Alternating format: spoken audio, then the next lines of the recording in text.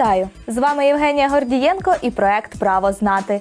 Ми продовжуємо цикл інформаційних програм щодо міжнародного гуманітарного права. У попередньому випуску ми розповідали про заборонені засоби збройної боротьби. Сьогодні поговоримо про заборонені методи. Окрім правил застосування зброї або засобів війни, важливо знати законні та незаконні методи ведення бойових дій. Законними або правомірними методами ведення бойових дій є військова хитрість, неочікуваний напад, використання камуфляжу, ведення в оману. Ці методи прописані у бойових статутах сухопутних військ ЗСУ. До заборонених методів відносять віроломство – дії, які спрямовані на те, щоб втертися в довіру до противника, переконати його в тому, що він має право на захист, а потім, знехтувавши домовленостями, обманути його. З віроломством з боку ворога Російської Федерації наша армія стикалася неодноразово. Як приклад, Іловайська трагедія в 2014-му. А вже на сучасному етапі війни російсько-окупаційні війська віроломно порушують домовленості про гуманітарні коридори та навмисно їх блокують. Репресії – це комплекс арештів, розстрілів і переселення великих мас людей. Російсько-окупаційні війська не нехтують і цим видом заборонених способів боротьби. Варто згадати хоча б сумнозвісні масові вбивства, які здійснювала армія РФ в Гостомелі, Ірпені та Бучі. Також до різновиду заборонених методів ведення війни є наказ нікого не залишати в живих. Також заборонено атакувати, руйнувати та блокувати об'єкти, які необхідні для виживання цивільного населення. На жаль, наш ворог не надто обізнаний в цих питаннях або свідомо ігнорує правила війни. Наприклад, жорстоке бомбардування Маріуполя призвело до нестачі продуктів харчування та води, а також унеможливило доставку гуманітарної допомоги до цивільних людей, які знаходились у бомбосховищах комбінату «Азовсталь». МГП забороняє здійснювати напад на особливо небезпечні об'єкти, руйнування яких може призвести до великих втрат серед цивільного населення. До таких об'єктів відносять дамби, атомні та гідроелектростанції тощо. І знову ж таки, можна навести приклад халатного ставлення до цієї заборони з боку окупаційної армії. Зокрема, у випадку захоплення Запорізької АЕС. Забороняється використовувати способи та засоби ведення війни, які можуть завдати серйозного та довготривалого збитку навколишньому природньому середовищу та вплинути на здоров'я громадян.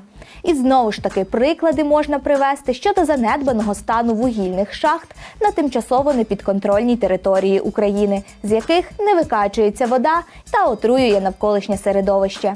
Окремо хотілося б поговорити про захист культурних об'єктів та культових місць. Згідно з МГП, слід уникати пошкодження будівель, які пов'язані з релігією, наукою, освітою, благодійністю або є історичною пам'яткою. Сучасний етап російсько-української війни – це просто енциклопедія прикладів порушення норм МГП з боку армії РФ. Ось і у цьому випадку окупанти, закриваючи очі на правила війни 27 лютого цього року, на Київщині знищили будівлю історико-краєзнавчого музею художниці Марії Примаченко. Частина її творів просто згоріла. Звісно, винятки в цьому правилі теж є. Якщо об'єкт використовується у військових цілях і напад на нього – єдиний можливий варіант досягти воєнної переваги – це допустимо. Але всі дії, які окупаційна армія робила на території України, інакше як воєнним злочином назвати не можна. Vážení ukrajinští kolegové, celý svět dnes... Шановні українські колеги, весь світ у ці дні з жахом, відразою та люттю спостерігає за цілком неприпустимою поведінкою російських окупаційних військ на вашій території. Саме повага до міжнародного гуманітарного права, міжнародного воєнного права та правил застосування сили є тим, що відрізняє сучасну професійну армію демократичної країни від варварської орди. І я не сумніваюся в тому, що українська армія є саме такою армією. Бо те, що роблять російські військові на вашій території – зґвалтування, мародерство, випалювання, грабування, переміщування великої кількості населення та його залякування з метою викликати страх і терор – є абсолютно неприпустимим. Хоч це не вперше, коли Російська Федерація веде себе таким чином. Так вона діяла в Афганістані, в Чечні, так поводиться зараз у вашій країні. І певною мірою так вона поводилася, наприклад, у Чехословаччині, нинішній Чехії.